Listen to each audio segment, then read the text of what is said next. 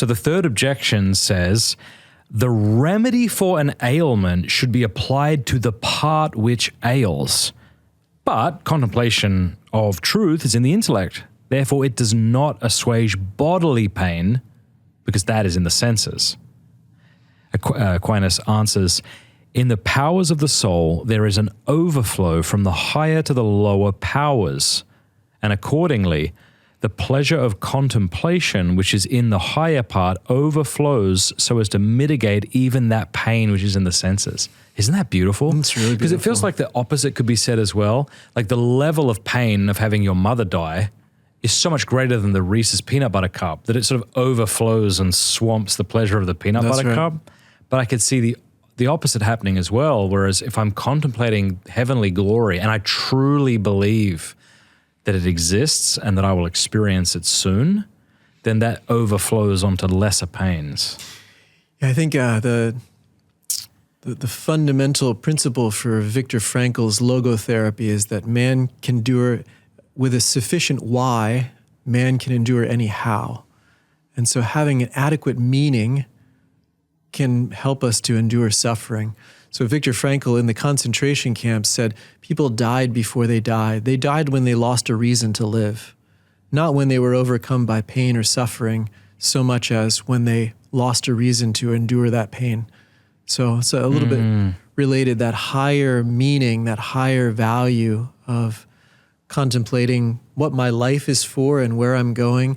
You know, you can see this, obviously the martyrs are empowered by a supernatural grace as well, but I was just learning about one of the martyrs of La Florida, Antonio Enijas, who, as he was being burned alive while crucified, was preaching to the people who were present, to the natives who were present in their own language, and then even to his persecutors who were present in their own language, begging them to repent, to convert, that their souls won't be lost for what they're doing.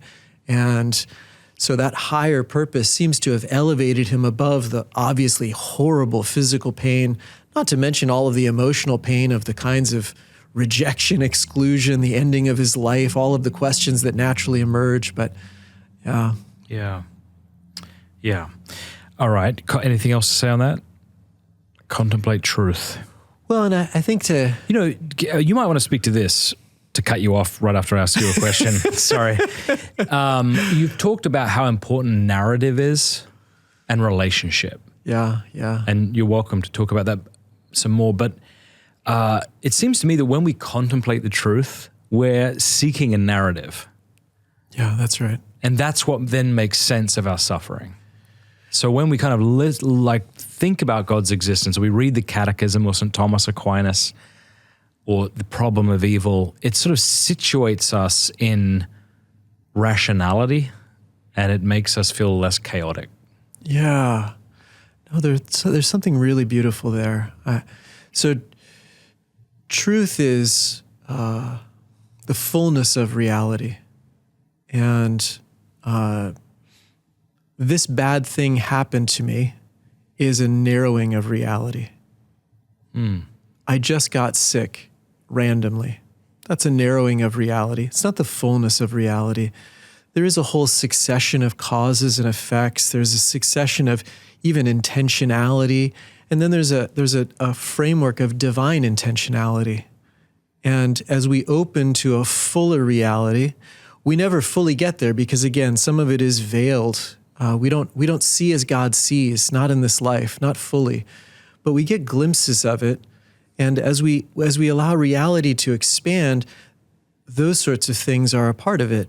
There's a relationality. There's more than just a number of separated monads bouncing off of each other, having things happen to them.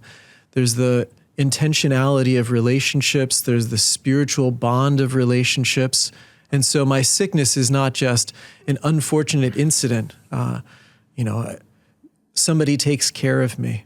It affects people around me. I'm supported by somebody who sympathizes with me and shows their love for me that I didn't get before I was sick. So there's a whole relational realm that's a part of the fullness of reality. And then there's also a whole narrative realm. So when John's gospel says, through him, the Logos, all things were made. So in the beginning, there was a divine logic, a Logos, a meaning. And through that logic, through that meaning, all things were made. All of creation is meant to glorify God. And everything is made to be a part of that eternal embrace between the Father and the Son, and to be part of the Son's love song to the Father and his way of honoring him for all of his perfections. And so everything has that meaning, from a little lizard to a rock everything is part of giving glory to God, but human beings in a preeminent way. So anyway, there's a whole narrative around the things that are unfolding, which are much richer than we're living in very reduced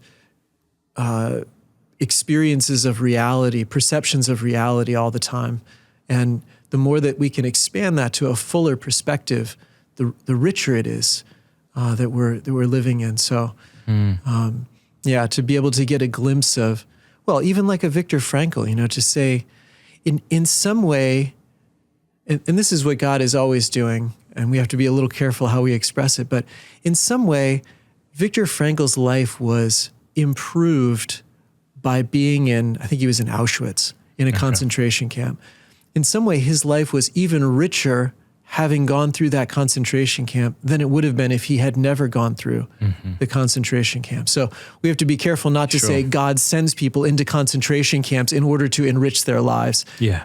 He allows the consequences of our free choice, sin and evil, but he never allows anything which he cannot bring forth a greater good from. And so no matter what we've done or what's been done to us, we can always say from this moment in time, in some mysterious way that I may not fully know until heaven, my life is actually going to be better because of this bad thing that I'm in the middle of. And that hope can really be a remedy for sorrow. Yeah. To be able to contemplate that truth. Yep. Well, the final one, which is everybody's favorite one, is sleep and baths. So he's going to say that sleep and baths and such remedies and such like remedies. Yeah. So he's not limiting it to these two activities, but just his point seems to be that we are body-soul composites, each being equally a part of who we are. We don't have a body, we are a body. And so what you do to the body affects you because your body is you. Yeah, something like that. And so if I, that's to say my material self, is weary, if I'm falling into any kind of heresy here, you'll correct me. You're doing great. If I fall into any sort of exhaustion, then whatever revives my material self revives me because I am my material self, something like that. Yeah, it seems to me kind of a corollary of the first one, that pleasure is a remedy for it. And as he points out, any pleasure is a remedy. And all the ways that we discussed in part, temporarily perhaps, but is a remedy for sorrow. There's something about, I wonder if we can reflect on what it is about baths and sleep. Oh. But there is something that's kind of whole about those things. My whole body is cleansed. My whole body goes unconscious and is restored by sleep. Think of a good massage, or laying at a beach in the sun. Yeah. Do you mind if I read his main response? Yeah. It's quite short but potent.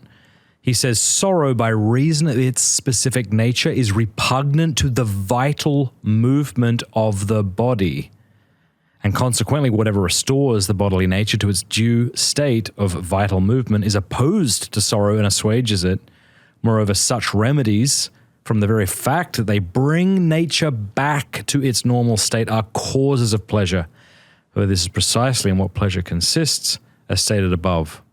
It's a powerful recognition, as you even emphasized in reading. Sorrow by reason of its specific nature is repugnant to the vital movement of the body. I mean, you think about the person who becomes so depressed they can't get out of bed. Yeah. What is that? Yeah. What has sorrow done to them that they don't want to move? Their body doesn't have the energy to move. Yeah, I mean, just in reading that, it brings up so much compassion in my own heart for, it's one of those, it becomes one of those negative feedback loops.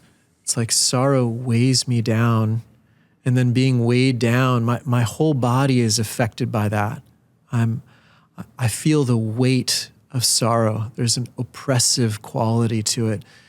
And it makes me not want to get out of bed, and in some way, less and less capable. And the more I stay in bed, the more limited I become by that sorrow. Weighed down by it, it becomes this negative feedback loop. Makes me think also of, Jordan Peterson's simple advice, right? Make your bed. Do something, clean your room. Just do something to start to animate. Take up as heavy a burden as you're able to carry at this moment, and carry that through. It's really, I suppose, the first remedy of some kind of pleasure. It feels good to have accomplished something even as simple as making your bed.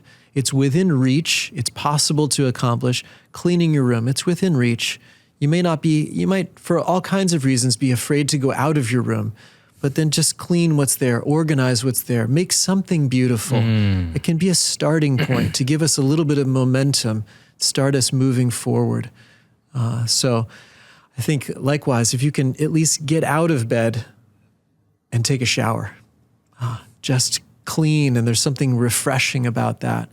Or likewise, don't be afraid to take a nap. Maybe you're weighed down.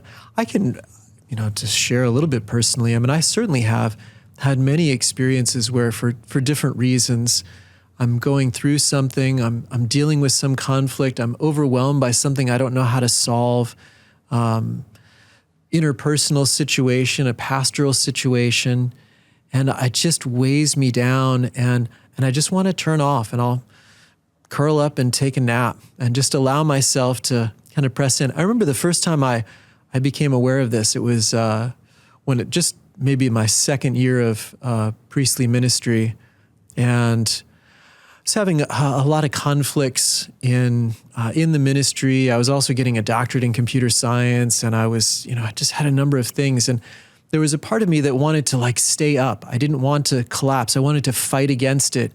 And then eventually I just had a sense no, just settle into it, fall into it. And as I was doing that, I had a real sense of just sort of collapsing in the arms of Jesus, letting Our Lady hold me, and slipping off into a nap. I didn't want to get up in the morning, and just thought, okay, rather than fighting this, doing violence to myself, forcing myself to get out of bed, which I've done on other occasions, and it can have its own value. But in this case, I just felt I just need to really settle into it.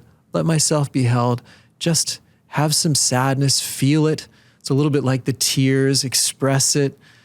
And then pressing down farther into it, I received some love there, and then was able to kind of get up and keep going. But yeah, I think giving ourselves a break, being gentle with ourselves, there can be a real remedy to that. Thank you very much for watching that Pints with Aquinas clip. If you like it, do me a favor, click like and subscribe, and please offer a Hail Mary for the work of Pints with Aquinas and all the people we're trying to reach. God bless you.